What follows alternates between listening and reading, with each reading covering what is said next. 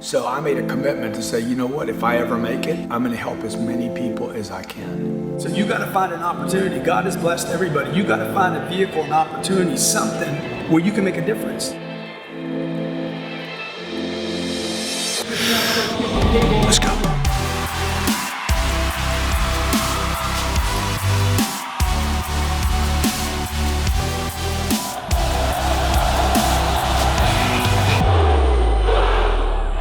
You are blessed. Folks, you are blessed. My whole life I've heard, Grant, you're blessed. And every time I've heard I'm blessed, I'm like, yeah, but I got to go prove it.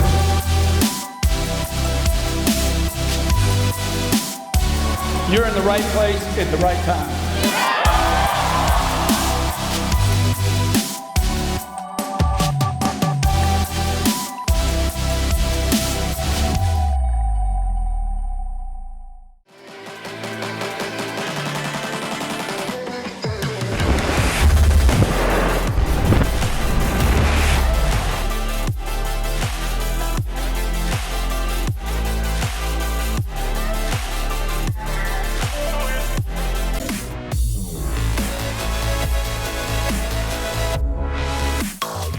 Hey, welcome to Power Players. Grant Cardone here. Every week we bring you somebody that's in power, and I got a guy today that definitely qualifies for all that for sure. Tom Bilyeu.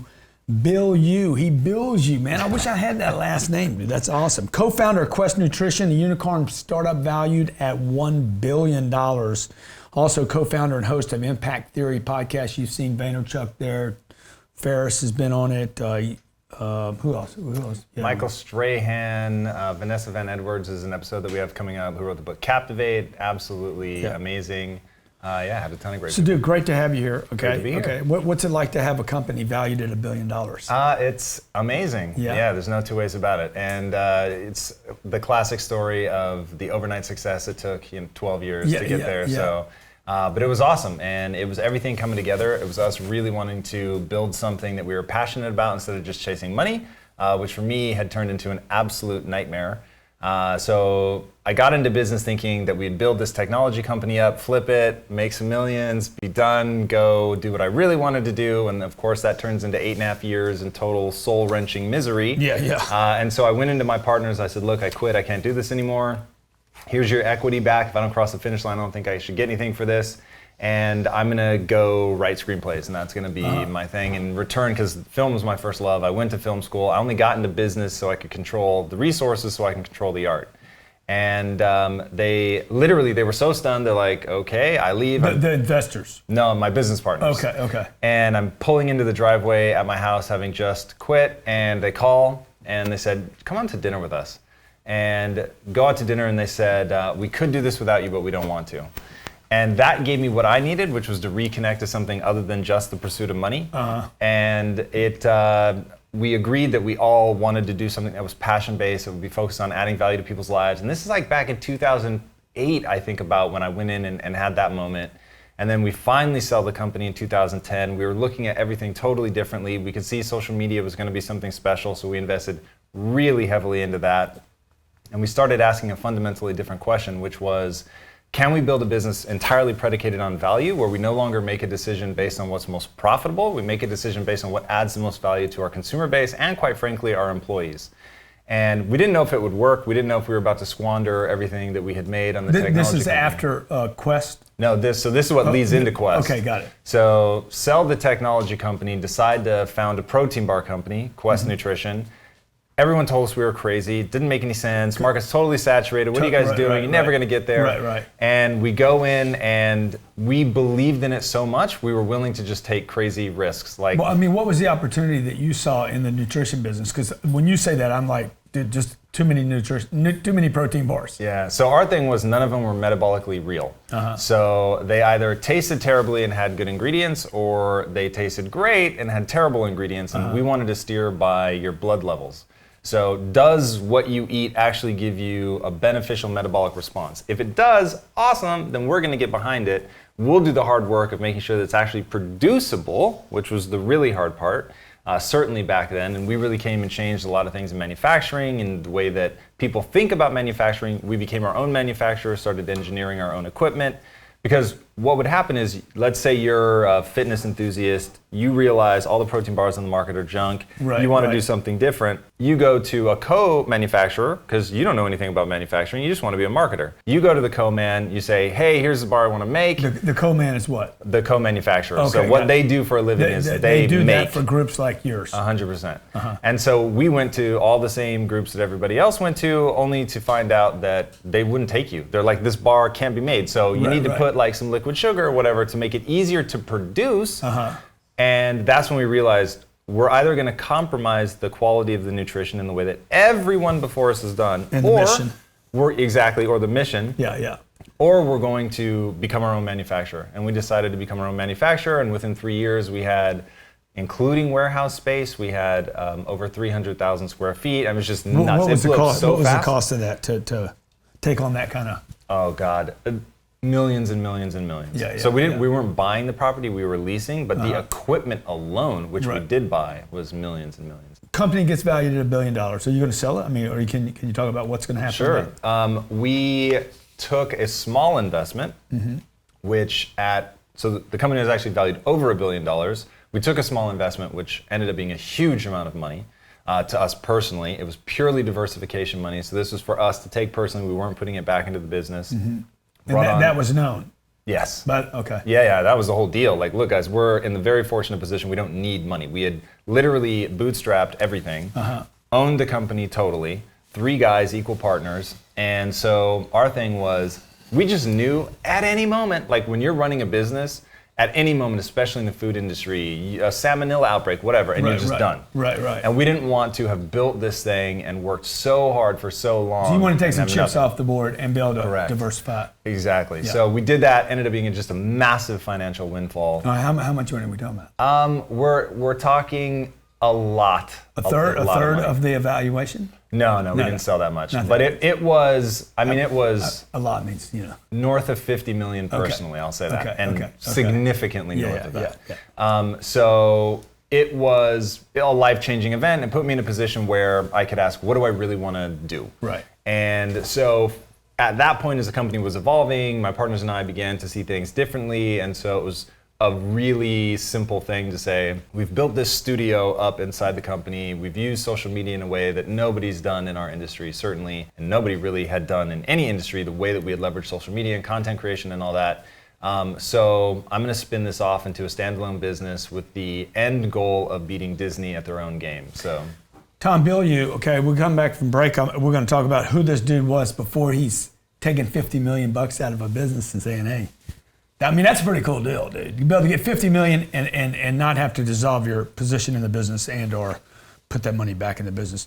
Give us 1 second. We'll be right back from break. Tom Bilyeu, he owns a company called Quest Nutrition, also does a great podcast, Impact Theory podcast. He's the co-founder and host there. Give us 1 second. We'll be right back. Icahn Funding is the leader in creative real estate capital. With millions of dollars available to investors immediately, home flippers and developers, we provide fast, flexible funding and offer a simple and easy approval process. We have terms that are tailored to your needs, and most of our creative loaning programs are based on the property value and not your credit. We can have you closed and moving forward in as little as 3 days. Through our no financials required and all credit accepted loan program, along with our reduced rates and fees, we are able to close commercial loans that are outside of conventional lending guidelines. If you want to learn more, go to icahnfunding.net. That's icahnfunding.net for your free consultation with our experts and professionals. Go to icahnfunding.net.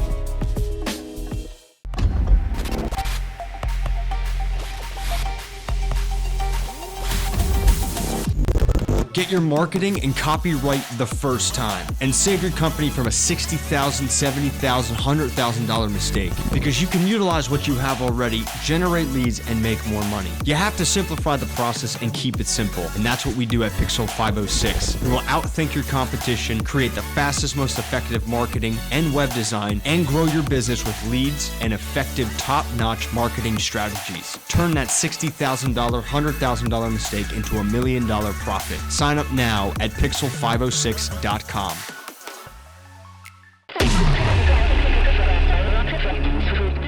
It takes motivation, trial and error, and a decision to be successful. Drive is required. It's time to get it right.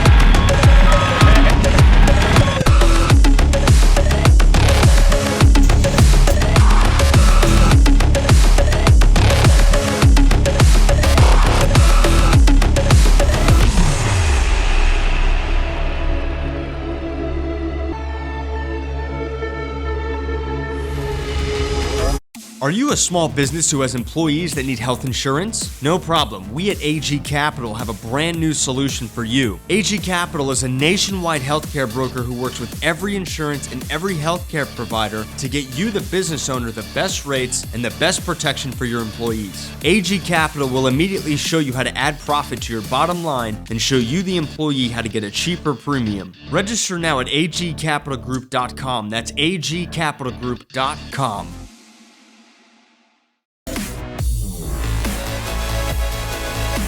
Hey, welcome back to Power Players. Every week I bring you somebody in power. I have Tom Bilyeu here today, founder of Quest, 3 partners at Quest, right? Yeah. Quest Nutrition, also co-founder and host of Impact Theory podcast. Where did you grow up before your billion-dollar valuations, okay, and serial entrepreneur? Where did you grow up? What was your... Yeah, I grew up in Tacoma, Washington. Okay. I was taught to be a good employee, which meant keep my head down, do as little work as possible, and avoid punishment at all costs. And who taught you that? My parents. Okay. God bless them. I'm not a born entrepreneur. My parents were not entrepreneurs. That just wasn't how they saw life. They were way more focused on safety, security, take care of the family, and if that meant that you had to backseat your own ambitions, then that's what you did. But wow. I had a lot of ambition and was so deeply passionate about filmmaking that there was sort of no stopping. I mean, how early was this? How early I knew I wanted to be a filmmaker at 12. Wow. So, and that was, I mean, I was right. Like when you really look at people that go on to do crazy things in a sort of new industry, they always have access to something early. And Bill Gates had access to computers before other people, and my dad's company, for whatever reason, had access to camcorders. And so he could occasionally bring a camcorder home, and my friends and I began filming things and just filming random stuff like taking ourselves and checking ourselves across like the grocery checkout line. So one of us would be, actually on the line doing stupid stuff like that, and then that turned into actually making short films, which were universally horrible. Please do not imagine me as somebody that you're like, oh my God, this kid has talent. Like they were terrible, but it showed me that I really had a passion for it and just wanted to pursue it. So that came very early. And did something put that on hold, or I mean, how do you? So it went like this. I go to film school and I do well in film school, but my final thesis film, I would say, I'll give it to you in the nice dramatic way that it felt. So USC Film School statistically is harder to get into than Harvard Law. Statistically, I'm not saying you have to be smarter, just the number of people that apply that get accepted. So it's very, very hard to get in. There's only 2 times where they take you, as an incoming freshman, as an incoming junior. So I missed the freshman opportunity. I didn't even know you had to apply separately. So I get to the school, I take one of the people on the admissions committee out to lunch, and I say, what do I need to do to get into film school? And he said, just get good grades. He's like, at that point, like that's really all I care about. So I locked myself in a dorm for 2 years. I did not drink, I didn't party, I didn't date, nothing. I focused entirely on getting good grades. So I think at that point I had either exactly a 4.0 or virtually a 4.0. Got into film school. Were you a good student prior to that? I was good at cheating prior to that. So, and then when I went to film school, so I graduated in the top 10 of my class in high school, but I did not earn that. That's the proximity of some other very smart people. But when I went to film school, I said, look, I'm going to be taking student loans in this. It doesn't make sense to cheat. So I promised myself going into it, ARF, sink or swim, I'm not going to cheat. So it was me really like buckling down, trying to learn this stuff and overcome some, because I'm like an atrociously slow reader. So how do you get through all the reading and stuff? And so I learned how to like figure out from the question, like what they were looking for in the answer. And so I could skip a lot of the reading and still give an answer. So getting to film school, doing well, my first couple films get the attention of some of the other students in class. And so in your class, only 4 people get to direct a thesis film in your senior year. So it's like a big deal. I was one of the 4. How many kids in class? In that, there's like 75. Okay, wow. So 4 of them get to do it. Everybody else crews on those other people's films, and then they give you a phantom budget. So you've got what feels like to you $25,000 to make a film. This is back in the 90s, so that was a lot of money. I mean, literally couldn't believe it, and my film's terrible and just absolutely crashed and burned. So I think, meaning what? So everybody understands what the fixed mindset so is. A fixed mindset is somebody that believes that their talent and intelligence are fixed traits. They just are what they are. You've had them since birth. There's nothing you can do to improve them. So I felt like I'm either a good filmmaker by birth or I'm not. And so up until my senior thesis film, everything was telling me you're a talented filmmaker. And my senior thesis film told me a very different story, and it said you're a terrible filmmaker. And so now I was like, what do I do with that? And I was really struggling with that, really trying to learn some way back to feeling good about myself. And that really began what has become the defining process of my life, which is learning neuroanatomy, understanding anxiety and depression, where all that stuff stems from, and just reading voraciously about filmmaking, about the brain, about all the things that I just had some vague sense that I needed to understand. And in 1999, a movie called The Matrix comes out, and The Matrix changed my life, and it gave me the framework with which to understand the human experience, which is you're trapped in the Matrix right now. That's how I saw myself. I felt I could do more, I could be more, but I didn't know how to do that. Yeah. And in the movie, he jacks into the Matrix. Once he acknowledges, okay, I wasn't in the real world, so there was a veil of lies pulled over my own eyes. I wasn't seeing the way things really are. Morpheus doesn't promise it'll be easy, just that it's real. And so he wakes up in the real world and then learns to jack in, learn Kung Fu, all that stuff. So I started asking, what's my Kung Fu and what's my version of jacking into the Matrix? I love that, man. Now, to control my art, I met these 2 business guys. Now, how old are you now? I was probably 21. Okay. And then fast forward now, I meet the guys who would become my business partners at 23. At that point, I'm teaching filmmaking.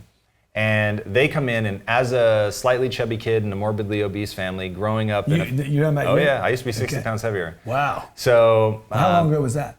Well, my weight's fluctuated. The last time I was that heavy was about probably 8 years ago. Okay. So I've kept it off now for almost a decade. Nutrition bars, good nutrition yeah, right? bars. Yeah. So well, the irony being that that's part of why we wanted to do it. The 3 of us had had such radical transformations of our own without having built a company around it while we were doing technology that we thought we really do understand something about this. And so we might actually be able to help other people. So these guys come in to a lecture that I'm giving, and they're yoked. And I had always promised myself that I would one day be rich and I would one day have 6-pack abs. And here were these 2 guys. They were rich and had 6-pack abs. And I was like, oh my God, I have to follow these guys. So they said, hey, we're actually starting the technology company that I told you about at the beginning. We need a copywriter. So why don't you come be our copywriter?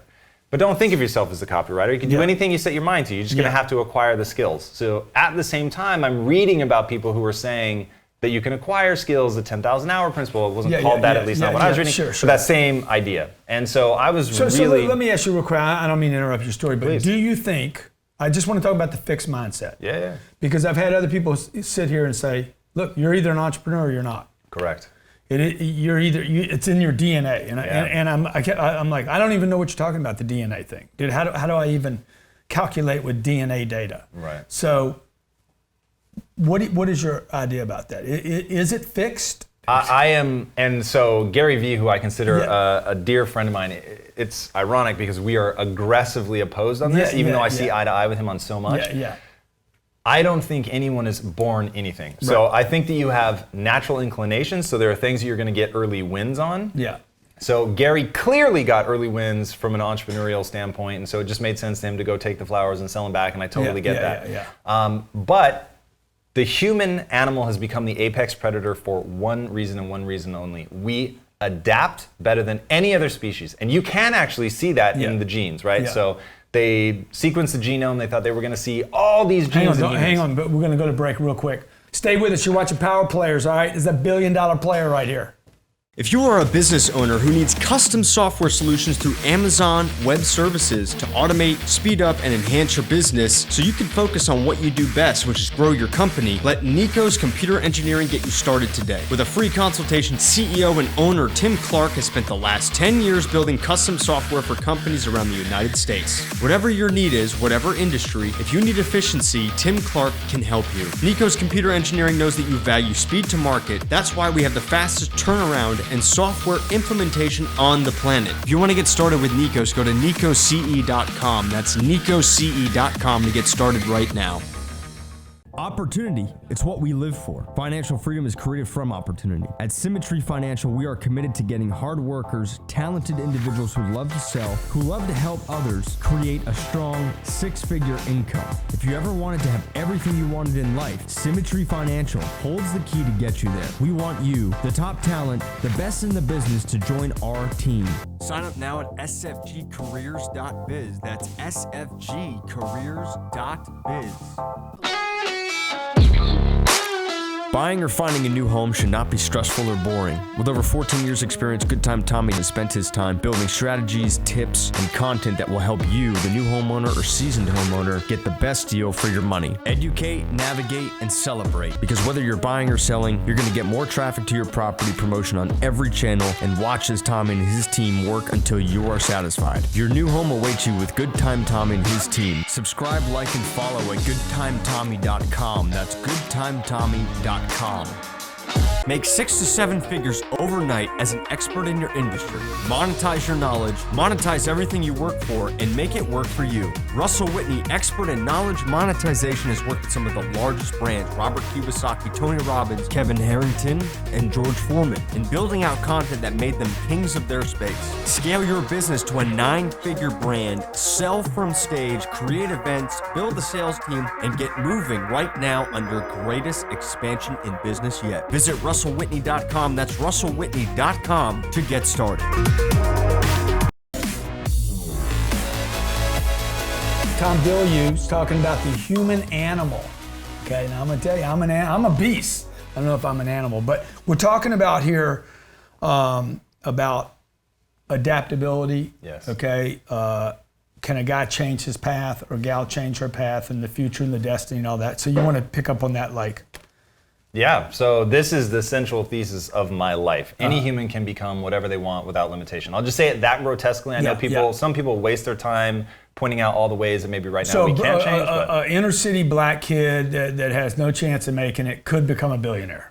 100%. And that is so aggressively my thesis that the company that I'm building, Impact Theory, is me asking the no bullshit, what would it take question to get people out of the matrix. So the matrix is your mindset. You believe a bunch of limiting bullshit about what you're capable of, that your family... Why haven't I been on this podcast, by the way? Now, Grant, why do you think I'm here today? Okay, good. So that'll be step number 2. That's the Impact Theory podcast, by the way. I want you guys to download it now or hook it up on iTunes. What do you do? Just hook up on iTunes? Yeah, hook it up, YouTube, iTunes, Stitcher. Impact Theory podcast. Go sign up for it right now so that you can get some of these great interviews. Because me and Gary had the same argument. Yeah. I'm like, what you're saying just doesn't make any sense. Right. Agreed. Okay. So like, if you're gonna buy the jets, by the way, right? That was not embedded into your DNA. Like, I agree. The jets didn't exist when your DNA was created. Right. So go ahead. So yeah, just what became my obsession was I want to get to the physics of the problem, right? So Elon Musk gave me those words to understand it, but I was on that quest even before that, just really wanting to understand at the base of the way that humans interpret the world. Like, if I understand that, can I take control of it, yes or no? And the answer is yes. And so I really began learning about neuroanatomy, and I've had a lot of neuroscientists on the show. V.S. Ramachandran is probably one of the most fun and is certainly one of the most famous neuroscientists, out there. And just the way that they break down the parts of the brain to explain why you're capable of this adaptation. And there's this process that the brain goes through called neuroplasticity, which uses myelination, which literally neurons that fire together wire together. I'm sure you've heard that. But once you understand what that process actually is, that what it's doing is wrapping fatty tissue between the connection points between neurons so that electrical signals can fire faster, you begin to realize, okay, all it's doing is optimizing for speed. So through repetition, under a stressor, you can get your brain to literally adapt. When you look at the genome... But now who's sending that message? Because the brain is a control point. Yes. So who's running the brain? Well, we get into the homunculus argument. So I believe that you're nothing more than your physiology. And so do you know who Phineas Gage is? No. All right. So you're going to love this story. Research it more. So you're into a one life theory then? Oh, yes. Oh, yes. One but body, I plan to live one forever. Shot. So there's that. And I mean that sincerely, by the way. Yeah. So we can get into that. Well, your body won't live forever. Probably not. No, we'll have to transcend biology. I don't think it makes sense to try to get the body to live forever. I agree. So could. what's running the brain? Yeah. So are you saying like let's go all the way back to the Big Bang and how do we get here? No. I'm just saying if the brain has had these neurons, these firing points, who is telling?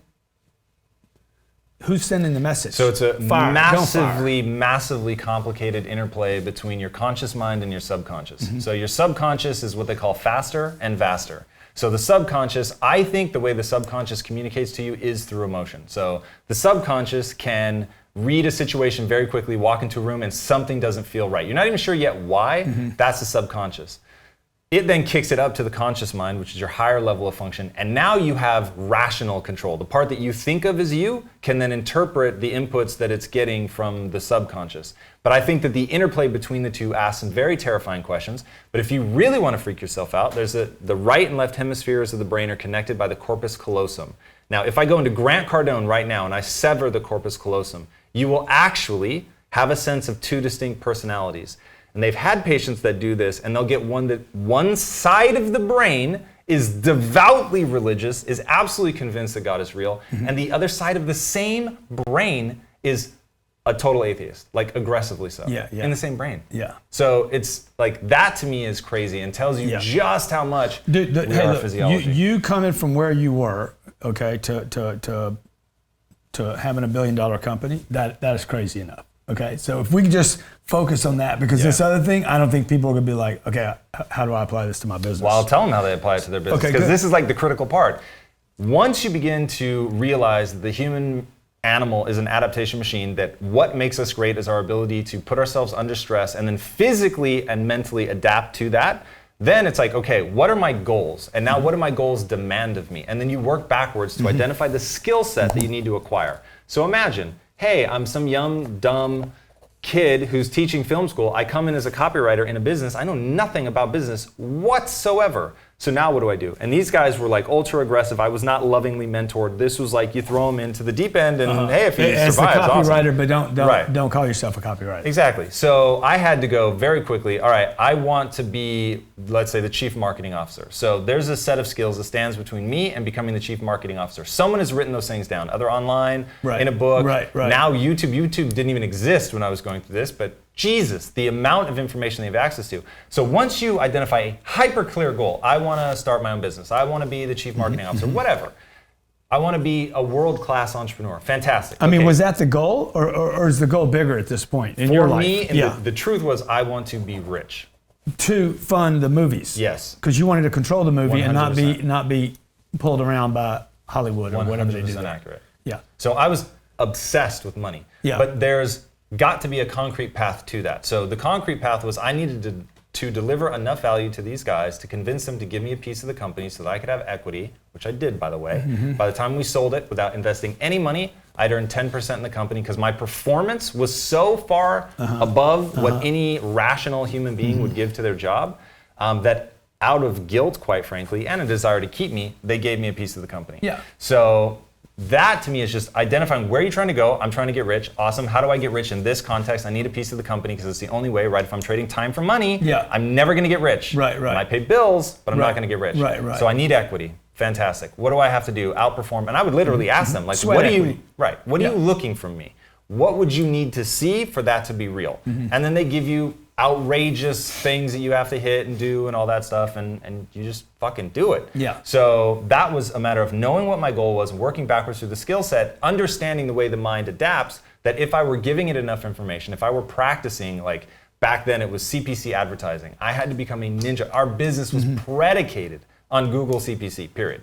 So I needed to know more about not just more than anyone else in the company. I needed to know more about it than anyone else. So you want to dominate the space and be the emperor, the king of that space. Correct. The money thing, I want to go back because I know a lot of people here, probably on your podcast, I know that sit in this room, to come in and suggest that money's not important. Don't follow the money. I hear it all the time, dude. If you follow the money, you're going to fall on your face. I think you and I have a big agreement on this. Just clearly, how important is money? So in this success pursuit thing? Money is real. So there are two things that people will forever pursue: fame and wealth. Why will they forever pursue them? Because they actually impact the world. So being famous gets you things. Maybe we wish it wasn't so, but it is. And so that's why I think it's what we're living through now, which is the era of the personal brand, where an entrepreneur can become famous for what they're doing is astonishing, and it's very fascinating to see where this goes. The new celebrity. Right? Yeah. And then the other one is wealth. So when you generate wealth, you have control of a lot of resources. Money is totally inert, but it's really good at facilitating something. So if you know what you want to do with the money, it's amazing. So what I tell people is money is more powerful than you think, not less. That's it will right. change your life in ways you cannot yet imagine, but it's not at all what you've been told. Because here's what people think. They look at somebody that has money, they look up to them, they admire them, they have adoration for them, and they think, if I get that money, I will feel that way about myself. And the truth is you won't. That's Whatever right. insecurities, Totally. however Explain you that feel again. about yourself. Just say that again so everybody gets it. You look at somebody that has money, you look up to them, you're impressed, you admire them, you may even actually have adoration for them, and you think, when I get money, I'm gonna feel that same way about myself. And that's the pursuit, and I get it, and if it worked that way, I would actually say that pursuing money would be a noble cause. The problem is, it doesn't, it cannot in any way, shape, or form affect how you feel about yourself. So but it will change the way other people perceive you, 100%. see you, treat you. And it will let you actually build something. So But my if you're a opinion dick, you will still think you're a dick. yeah, and you'll still act You'll like just a be the dick, billion-dollar probably dick. just on a bigger scale. Yeah, 100%. yeah. You'll have a fleet of things to establish that you're Okay, so, dude, you got a lot to share, bro. I got to tell you, okay? What is the impact theory? What is the goal? I mean, what's your mission now? It sounds like you guys are going to sell Quest. Well, I don't know if you meant to touch on it or not, but you literally described my mission. So when I was back at film school, a teacher asked when I had to get good grades, right? A teacher says, hey, does anybody here want extra credit? Immediately my hand went up. What they wanted were college students to go tutor the inner city kids, because USC is in the middle of the ghetto. It is in South Central Los Angeles. It's unbelievably bizarre to be at that school because it's like this protective enclave. But you go a block in any direction and you're just in the hardcore ghetto. Serious poverty. So they send you into these schools and they give you the most problematic children, and it's an 8-week program, and you sit and you help them do their homework. And so I had this kid, his name was Rashawn, and Rashawn would spend the first hour ignoring me, pushing me, yelling at me, getting in fights, and finally I'd be like, Rashawn, I only have 10 more minutes, I gotta go. And then he would spend the next 10 minutes crying and begging, don't leave, don't leave. And I was too young to realize he was gaming me, basically to get 2 hours instead of 1. So then I would make him the promise, hey, look, if you calm down, I'll stay another hour, I'll help you get your homework done. And then for an hour, he'd be an angel. Sounds like somebody split his brain, cut the cord, and he was one side evil, one side good. He was so good at controlling them, unfortunately. Like he was a little mastermind. So that week 2, week 3, week 4, it's all the same. Get to week 6 and they say, hey, make sure you tell them there's only 2 more weeks. And so week 6, they tell him, oh, hey, by the way, I'm only coming 2 more times. And he flips out in a way that, like, I've never seen a human flip out. It was crazy. Thrashing around, he literally ran over and attacked like this bigger kid. And I was like, what is happening? And so I said, is this because I'm only coming for 2 more weeks? Through a lot of tears, yes, that was the answer. Now, he was adopted, and I did not know this at the time, but he was being abused by his adoptive mother. Oh, wow. So, and he's on Ritalin, so he's like tiny for his age and just a real chip on his shoulder. Yeah. So just to calm him down, I didn't really think about what I was gonna say, but just to calm him down, I said, look, as long as I live in Los Angeles, I will help you with your homework. Fair? But I said, no more of this, like for the first hour, you're a psychopath. Right. So that turns into a big brother relationship, and his mom wanted to get him out of the house, and I wanted to show him that there are parts of the world that are beautiful. So even though at the time I was dirt poor, he and I would go see movies in Beverly Hills. And part of my thing coming up was, and the reason that I live in Beverly Hills and Mulholland Drive, those were the houses that I went and looked at when I needed that extra oomph. When I was in like a car that was like breaking down, and I remember I had one car that in Los Angeles, in the dead of summer, I had to have the heater turned on full blast because otherwise my car would overheat because I couldn't afford to get the radiator fixed. And so, but he was with me on a lot of those adventures, and I would just take him places and be like, look, not all of the world is drab and ugly and aggressive. Like there are some beautiful, wonderful parts of it, and I wanted him to see that. So anyway, finally realized he's being abused by his his adoptive mother.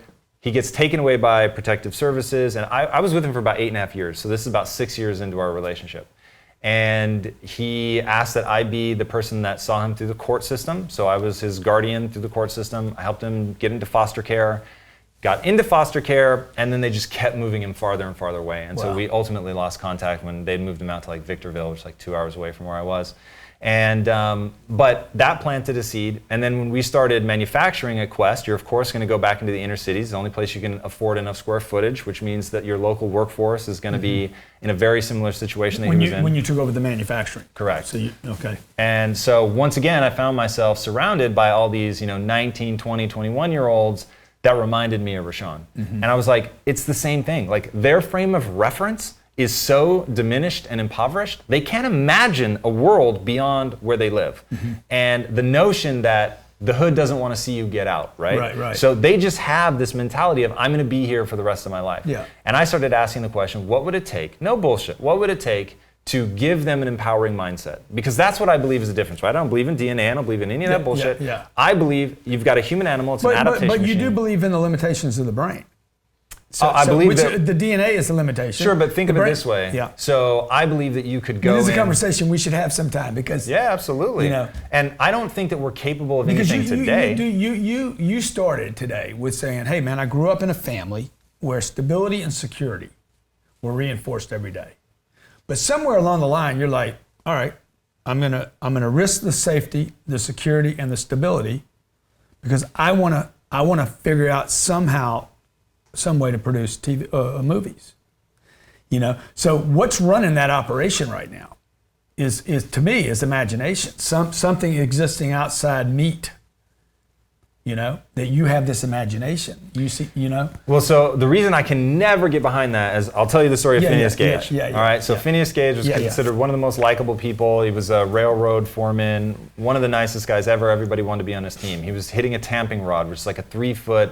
About that big around metal rod, and the gunpowder was loaded incorrectly, and when he hit it, it shot up through his soft palate here under his chin and out through his brain. 3-foot rod. He lost, they said, about a teacup's worth of brain matter, never lost consciousness, and lived for like another 30 or 40 years. But they said literally that day he was a different human being and would be for the rest of his life. And he went from being jovial and easy to talk to having terrible memory, being really aggressive, personality problems, lost his job, like couldn't hold a job again. I mean, as far as I can tell, there's not a single medical example of somebody who's had detrimental impact to their brain that didn't have a detrimental impact in cognitive function. Because of that, and just understanding the way that the neuroanatomy works and understanding how if I were to give you a tablet of ecstasy, the reason that it's amazing is that it causes you, to secrete a lot of serotonin.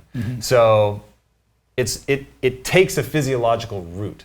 So even something like if I were to have you have a really deep spiritual experience and I put you in an fMRI machine and so I could actually look at what's going on in your brain, I would see that mystical experience is creating in you neurology. So I can do this without ecstasy. Yeah. Good. Absolutely. Good. That's good. And I can be successful without the X. I hope so, because I've never done it. And I can be successful without the thing going through the thing going through my brain. I really recommend against that one, yeah. And I can be successful regardless of my position where I started in life. Correct. And you're proof of that. Correct. Okay. I mean, this is a guy that you grew up middle class. Yeah. Yeah, or wealthy. I'd say middle to lower middle. Okay. So, and here's a guy. 2014 Inc. 500 company, co-founder and host of Impact Theory podcasts, unicorn startup valued at $1 billion. What are y'all going to do with Quest? What ends up happening? I mean, if you could foresee the future. The goal is to end metabolic disease. So you would sell that, not sell it? Or well, I've already moved out of the company, okay, so okay. In that sense, I don't have any say in that and don't think it would be right for me to try to have say in that. I chose to exit. So where they go, I think they're pretty committed to really changing the way that food is done, but I can no longer speak for them on that. How important is the word do? It's critically important to me, and as somebody who is just absolutely horrifically lazy, this is such an important reminder that only action matters. That only action matters, yes. Man. That's good, man. So that was a big lesson for me, because you can pacify yourself very easily by thinking of the plan. And so it's like, wow, man, my plan is really good. That's why I left LA, man. The people there live in concepts, constant. I'm like, when are you guys going to do something? I mean, I keep hearing about the screenplay. So this is what I heard you say, all right? This is how freaking brilliant you are, okay? Commitment, total focus, fixed mindset, no such thing, right? What's my kung fu? What's my kung fu if you were gonna look at me? Business seems very clearly the answer. Yeah, And really yeah. finance, like you understand finance in a way that I hope people are paying attention to. Oh, thank you for that. Start anywhere, you can start anywhere. Obsession, do you think of being obsessed is important? Yes, Like the decision to be obsessed as opposed to just happening? definitively. What do my goals require? Now, I just want to go back over that one real quick, because you said, hey, I have a goal to make movies, and then what is required to make that happen? And that's when the money came in. So how do people back into that? Back into leveraging passion to really make something. So there is a cliche, and cliches become cliches because there's actually so much truth to them, that when you're pursuing money, you start making really short-term decisions. And now in a hyper-connected social environment, when people can feel that you just want money, they're just going to say bad things about you on social to a global audience. So when you finally find in you that thing that makes you feel alive, that you want to contribute, that you would love doing, even if you were failing. And that was the big thing for me. Because failure, I promise, failure's coming. I can't guarantee success. Yeah. But if you love the process so much that, you don't mind taking your lumps along the way, no worries, you get back up. And you're getting back up out of the purely selfish desire to re-experience what it's like to do that thing, right? So filmmaking for me is that. Really though, filmmaking is incidental to my current mission, which is to pull people out of the matrix. It just so happens that when you ask the question, no BS, what would it take, to really change the cultural mindset at scale, right? At scale is all I care about. Yeah. So if you wanna change- it would actually have a big enough effect to change things. Correct. Not just one person, not just a million, but like really. Exactly. So if you look at all the science that's coming out, the way that humans assimilate truly disruptive information is through narrative. And when I look at all the things that have impacted me, it's always been narrative. The book, The Power of Myth, changed my life. It was all about how all societies, even when they have never met, they tell the same story. Right. Over and over and over, the hero's journey, right? What is it? Why is that so fundamental to who we are? And wanting to tap into that, because at the end of the day, I think we all should live by a code. I don't think we all do. But we no longer have mythology that people believe in, right? So there were back in the day, there would be usually religion, one overriding piece of mythology everybody believed was real, and so you wanted to act in accordance with that, because if you didn't, God would be angry with you and would punish you, and so you just knew what to do. Now we live in a world where everybody knows the mythology that Hollywood is creating isn't real. And so if it's not real, do I really extract the notions out of it or not? And so I believe as a studio, we understand that. We understand something Disney understood, which is that every piece of content you make, every piece, has to feed into the brand ethos. So Disney stood for the magic of childhood. We're going to stand for self-empowerment. So what's the company? He wants to be bigger than Disney, by the way. Correct. Impact Theory. Impact Theory. Impact Theory is a traditional studio. Is a what? Is a traditional studio. Yeah. Our goal is to make comic books, TV shows, movies, books, video games. And where can people find that data? Well, you can follow me socially at Tom Bilyeu. You can go direct to our website, which is impacttheory.com. We actually literally lay out our 3-phase plan to world domination. World domination, on the dude. site, I love this dude, man. Okay, Tom Bilyeu, power player. Check him out. We'll put the link in here, but it's Tom Bilyeu, Bilyeu, true power player. Okay, hashtag OAM, baby. Only action matters. Tom, great to have you here. Right, Appreciate thanks for having me on, Guy man. came all the way in just on a red eye, man. Looks all rested up and ready to freaking kill the world. Okay, I don't know about all that cranium stuff, the brain stuff, but I'm just going to try to get out of the matrix, man. Red or blue? Red or blue? Which way are you going to go? Look, I look forward to you sitting in that chair. Get yourself in a position where Tom is right now so you can inspire other people. And check out the podcast, Impact Theory Podcast. Thanks for watching today.